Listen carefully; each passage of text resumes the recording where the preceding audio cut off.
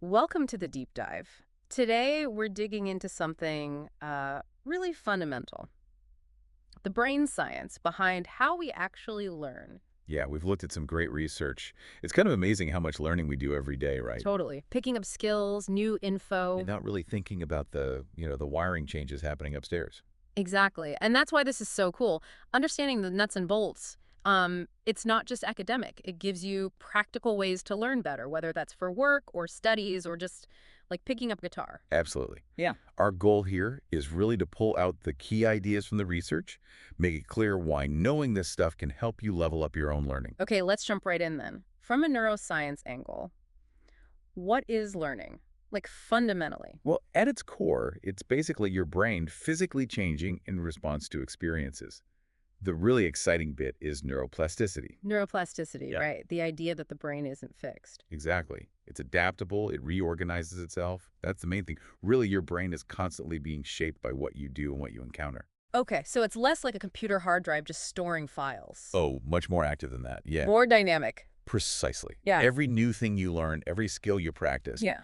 it literally creates new links between your brain cells, your neurons, Yeah. or it strengthens the links already there. Those neural pathways we hear about. Those are the pathways, yeah. Which brings us to that famous phrase, neurons that fire together wire together. What does that actually mean in practice? It's a great summary, actually. Mm. It means that when neurons are active around the same time, repeatedly, the connection between them gets, well, stronger, more efficient. Mm. Think about learning something physical, like playing the piano. At first, it's awkward, right? Yeah. Your fingers don't know where to go. Definitely clumsy. Right. But you practice. And the neurons involved in reading the music, telling your fingers to move, hearing the sound, they fire together over and over. And that connection, that synapse, gets beefed up. And that's why it starts to feel smoother, more automatic. Exactly. The pathway is stronger, so the signal travels faster, needs less conscious effort. Your brain's basically optimized that route. It's the same mechanism behind habit formation, too, Interesting. So repeated actions build these strong pathways. making them easier to default to. Yeah. Now, something that often trips people up, learning versus memory. The research we looked at says they're connected, but distinct. Yeah, that's a really key point. Memory is, well, it's a part of learning. Think of it like this. Yeah. You encounter something new, it goes into your short-term memory first, Yeah. kind of like your brain's RAM or a temporary scratch pad. Okay. Temporary storage. Right. But for it to stick, to become something you actually know and can use later, it needs to get consolidated into long-term memory. And how does that happen? What makes it stick? Reinforcement is crucial. So Yeah. repeating it, practicing it, that definitely helps. Spaced repetition, we'll probably get into that. Okay. But also emotional impact. Mm-hmm. Things that have a strong emotional tag, whether it's excitement or fear or even just surprise, tend to get encoded much more deeply. Right. You remember your first kiss or a really stressful exam way better than like what you had for lunch last Tuesday. Exactly that. The emotion flags it as important for the brain. The research also mentioned different types of memory. It did, yeah. Broadly, you've got declarative memory that's for, like, facts and events, stuff you can consciously declare. Like the capital of France is Paris. Right, or remembering what you did yesterday. Then there's procedural memory. That's for skills, for how to do things. Like riding a bike, you don't consciously think about every muscle movement. Precisely. You just do it. And what's cool is that these different types use different brain circuits, and they're often learned and strengthened in different ways. Okay, so brain connections change. Hmm. But what about the chemistry? What's going on at like the molecular level? Right. So when you experience something new, your senses are firing signals all over the brain.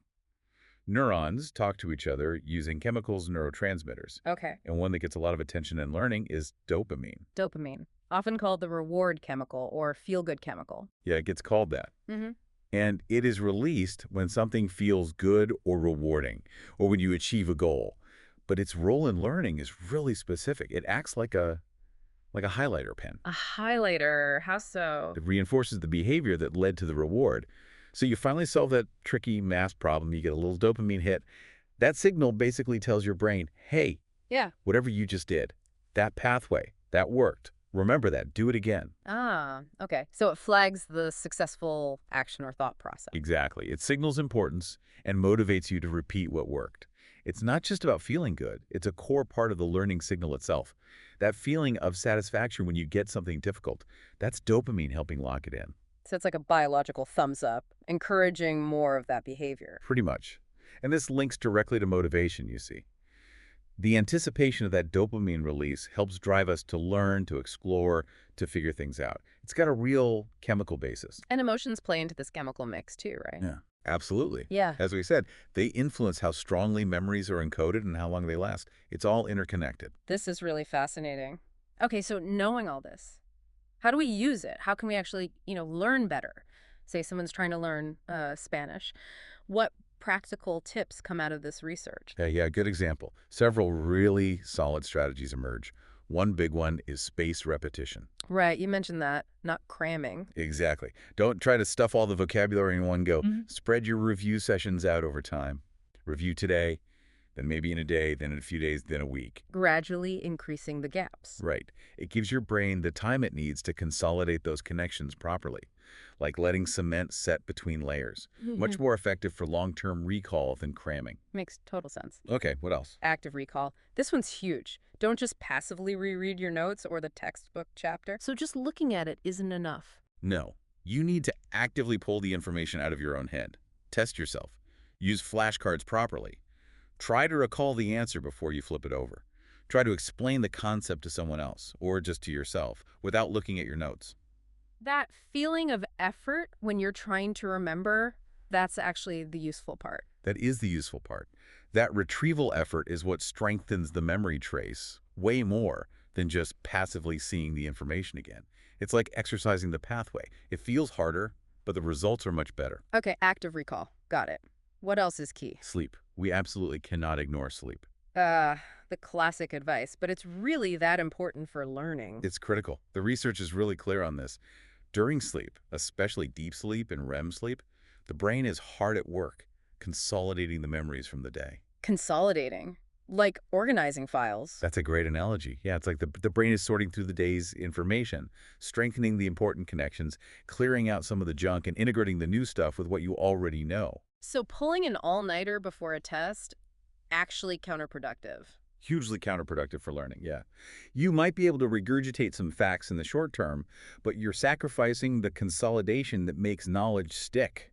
You're essentially telling your brain, nope, no time to file this properly. Wow. And some studies show improvement after sleep, even with no more practice. That's right. People can perform better on tasks they learned the previous day after a night of sleep, showing that the brain was actively working on it overnight. Sleep isn't just passive downtime, it's crucial processing time. Okay, spaced repetition, active recall, prioritize sleep, really actionable stuff. Now, what about mistakes? We usually see them as failures, something to avoid. Right, we're often taught that mistakes are bad, but neurologically speaking, they are golden opportunities for learning. Seriously. How so? When you make a mistake, especially when you realize it's a mistake, your brain generates a specific signal. It's often called a prediction error. Prediction error, because the outcome wasn't what you predicted. Exactly. You expected one thing based on your current understanding or skill, and something else happened. You thought the answer was X, but it was Y. You tried to play a chord, and it sounded wrong. That mismatch triggers this error signal. And what does that signal do in the brain? It activates certain areas, like the anterior cingulate cortex, which basically says, whoa, hang on, something's not right here. Pay attention. It grabs your attention and motivates the brain to update its internal model or strategy. So it kind of forces the brain to reassess and adjust. Precisely. It's the brain realizing its current approach isn't quite working and figuring out how to fix it. So, making a mistake, recognizing it, and correcting it is one of the most powerful ways to learn and refine skills or knowledge.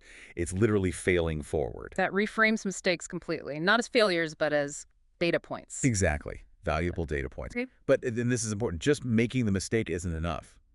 Mindlessly repeating the same error doesn't help much. You need to reflect on it. Why did that happen? What went wrong? What should I try differently next time? That conscious engagement is what turns the error signal into actual learning. Okay, so embrace the error, but then think about it. Analyze it. Engage with it, yes. That takes a lot of the sting out of making them. Okay, let's circle back to neuroplasticity for a moment. We often think of kids as learning sponges.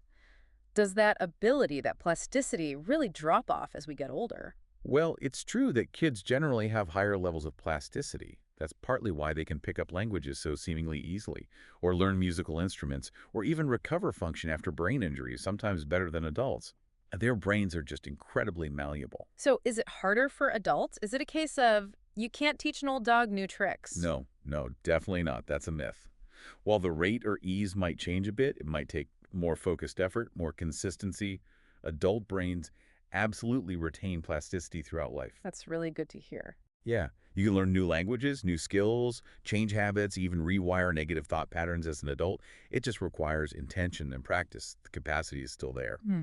Engaging and learning throughout life is actually fantastic for brain health. How so? It helps build cognitive reserve, keeps neural pathways active, and there's evidence suggesting it can help delay cognitive decline and maybe even lower the risk of conditions like Alzheimer's. So, keep learning. Fantastic. So it's definitely not game over at 25. Not even close. Lifelong learning is key. Okay, as we wrap up this deep dive, what are the absolute core takeaways you want people to remember about the brain science of learning? I think the biggest one is just that learning literally changes your brain. It physically rewires it through experience. Remember those neural connections? Strengthening? That's real. Right, learning is physical change. Yes. And that change is driven by things like active repetition, spaced out over time, by engaging emotionally, by that dopamine signal saying, yes, this is important, and critically by the consolidation that happens during sleep. And don't fear mistakes. Absolutely. See them as essential feedback. Reflect on them. That's where huge growth happens. And the final encouraging thought, it's never too late. Never. Your brain is built to learn. It wants to learn. Think of it like a muscle. The more you challenge it, the stronger and more adaptable it gets. So keep that amazing learning machine working. It thrives on use. Precisely. Embrace learning not just as a task, but as ongoing brain development. It's how you keep your mind sharp and engaged throughout life. That's a really powerful way to think about it. Thanks so much for breaking down the science for us today. Really insightful. My pleasure. It's fascinating stuff. Until our next deep dive, everyone, keep exploring, keep questioning, and keep learning.